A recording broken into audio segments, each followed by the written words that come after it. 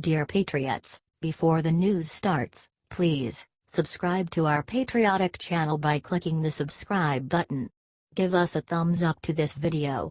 Don't forget to leave your opinion below in the comments section. Share the news on Facebook and Twitter so you friends see it. Thank you.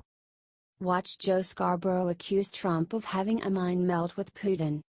MSNBC's Joe Scarborough keeps getting lower and lower.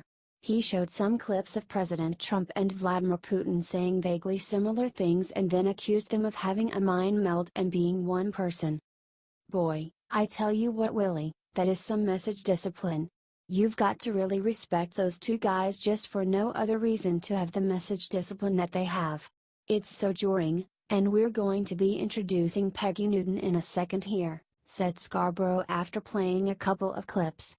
But for those of us who grew up as conservative Republicans in the height of the Cold War, it really is jarring to see Donald Trump in a minute meld with a man who runs a country that invades other countries, said Scarborough. That shoots down passenger planes, that assassinates journalists, that assassinates political leaders, pretty jarring, but he's doing it, and as David Ignatius says, that facts are hiding in broad daylight, said Scarborough. Former KGB agent Putin knows exactly how to play Donald Trump.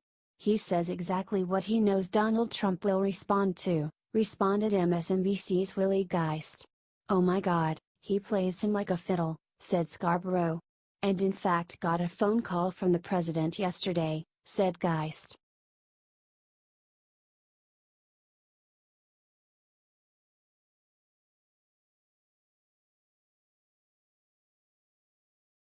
Chuck Todd whines that Republicans make him feel unsafe to share his political biases. There has been a lot of news recently of overwhelming anti-Trump bias in the FBI. The FBI is supposed to be dispassionate and neutral and objective in their investigations, but have shown time and time again that they have a bias against the person they are doing an investigation against. MSNBC's Chuck Todd tried his hardest to minimize these valid concerns. He attacked Republicans for demanding that people be objective. He then complained that these same Republicans stop him from showing his own political biases as a news reporter. By the way, this feels like a slippery slope, this thought police stuff. Where does it end? Does that mean FBI agents are not allowed to have any political opinions? They've done it to our industry, in absurd levels, and it was a campaign tactic. And now they're doing it to FBI investigators, whined Todd. Making your opposition, or even in this case the observers, the press, part of the story, responded AP White House reporter Jonathan Vladmir. Just like the FBI. The investigators. They're not taking a side, claimed Todd without evidence.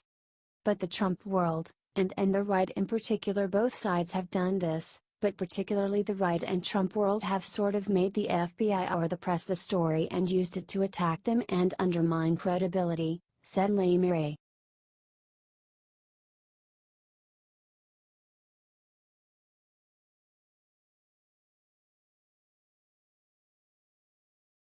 Will Smith calls President Trump the darkness and Obama the light in insane viral rant.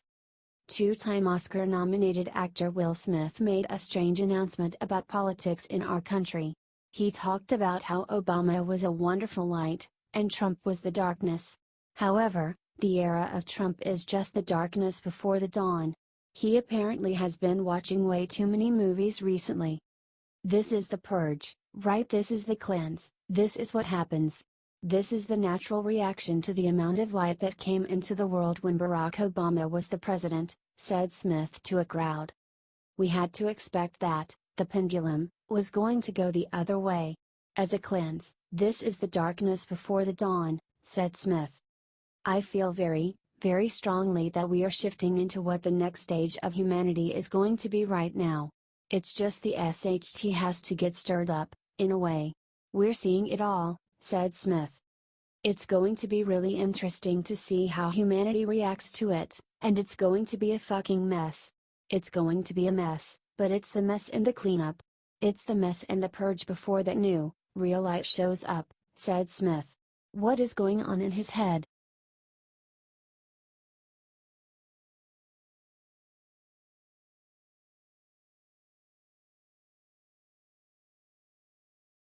President Trump destroys 185,000 pages of government regulations in one dramatic movement. President Trump announced his incredible success at eliminating unnecessary taxes and government regulations. He stood next to two large stacks of paper. The first was 20,000 pages and represented all the regulations in 1960.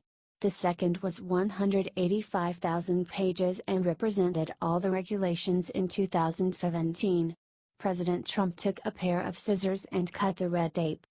One of the very first actions of my administration was to impose a 2-for-1 rule on new federal regulations. We ordered that for every one new regulation, 2 old regulations must be eliminated. You heard me say that on the campaign, many, many times. As a result, the never-ending growth of red tape in America has come to a sudden, screeching, and beautiful halt, said President Trump. Instead of eliminating 2 old regulations, for every one new regulation we have eliminated 22. 22, that's a big difference. We aimed for 2 for 1, and, in 2017, we hit 22 for 1, Trump said. Every unnecessary page in these stacks represents hidden tax and harmful burdens to American workers and to American businesses, and, in many cases, means projects never get off the ground, said Trump. By ending excessive regulation, we are defending democracy and draining the swamp. Truly, we are draining the swamp. Unchecked regulation undermines our freedoms and saps our national spirit, destroys our company. We have so many companies that are destroyed by regulation, and destroys obviously jobs, he said. Now there is accountability. So together, let's cut the red tape. Let's set free our dreams. And, yes, let's make America great again, said Trump.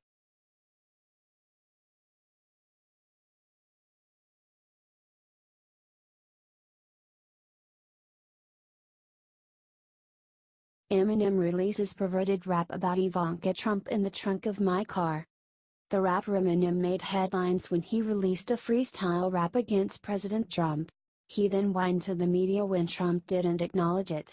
I was and still am extremely angry. I can't stand that motherfucker. I feel like he's not paying attention to me.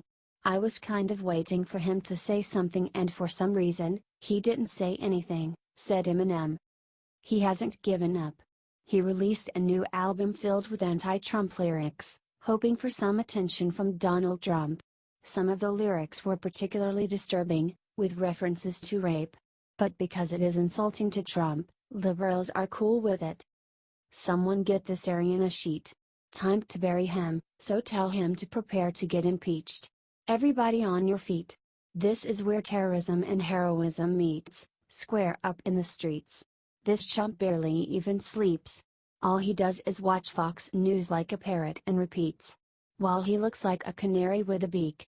Why you think banned transgenders from the military with a tweet? He's trying to divide us, he rapped. He then went after Ivanka. Donald ducks on is the Tonka truck in the yard. But dog, how the FCK is Ivanka Trump in the trunk of my car? Got to get to the bottom of it to try to solve it. Must go above and beyond. 'Cause it's incumbent upon me, 'cause I feel somewhat responsible for the dumb little blonde girl. That motherfucking baton twirler that got dumped in the pond, he rapped. The album has gotten terrible reviews up rocks and the Fa-Ra 5. And much to Eminem's dismay, Donald Trump has yet to comment on it.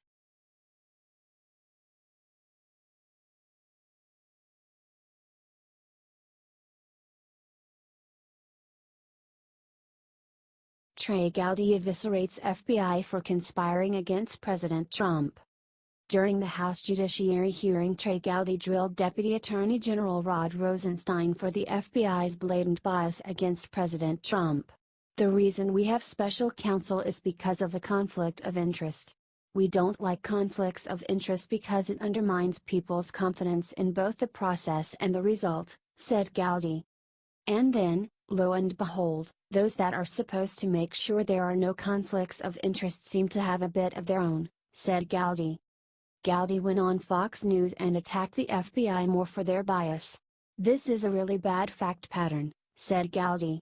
I hate it for Rod Rosenstein that he's the one explaining it because he's not. FBI official, Peter Strzok, and he's not. Deputy FBI Director, Andy McCabe, and he's not. Former FBI Director, Jim Comey, so he's having to do a little bit of cleanup.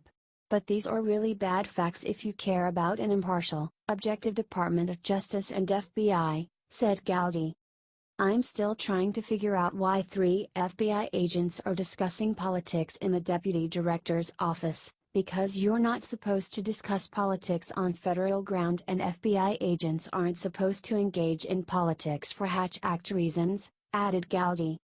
But the notion that 3 bureau agents would be conspiring or plotting on how to handle the outcome of a presidential election is the opposite of what you want in an objective, dispassionate, neutral FBI, he said. Do you think he's right?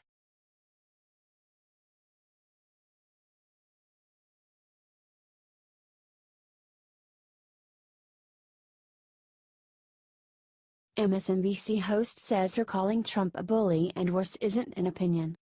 Left-wing media outlets like CNN and MSNBC love to try to criticize Fox News, claiming that Fox's programming is far too reliant on opinions and not straight facts. Of course, the liberal news coverage is even more based on opinions, but they have the gall to call their opinions facts. This was shown recently when MSNBC was covering President Trump's speech to the FBI National Academy. Reporter Peter Alexander trying to drum up some controversy by stating about the president, "What do you say when you're speaking to that community that's under attack? We look forward to hearing that." Obviously he's gone after all these different groups. Oftentimes not afraid to say it to their face. What does he say on camera? We'll be watching, replied Stephanie Ruhle, delivering what is entirely an opinion. I mean, Peter, you know the answer. President Trump, and I'm not speaking - this isn't an opinion, if you look at his pattern, he has a pattern of bully behavior. What he says when they're not in the room. He goes after them super hard. And then when he walks in, it's hugs and kisses. Despite denying that they were saying opinions, they carried on, with Tim O'Brien commenting, "You know why he does it, right? He's a demagogue. This is classic demagoguery. He is trying to convince people watching him on TV that he's the only one who should be believed." Then Stephanie tried to smear Trump's entire staff with her opinions, remarking, "Okay, but the demagogue isn't living in the castle alone. He is surrounded by senior advisors. And take Kellyanne Conway and Sarah Huckabee Sanders, who have made it clear Sean Spicer style they're there at the pleasure to serve, to please the president. Do you think it's ridiculous that MSNBC called Trump a bully and then claimed that it is not an opinion?"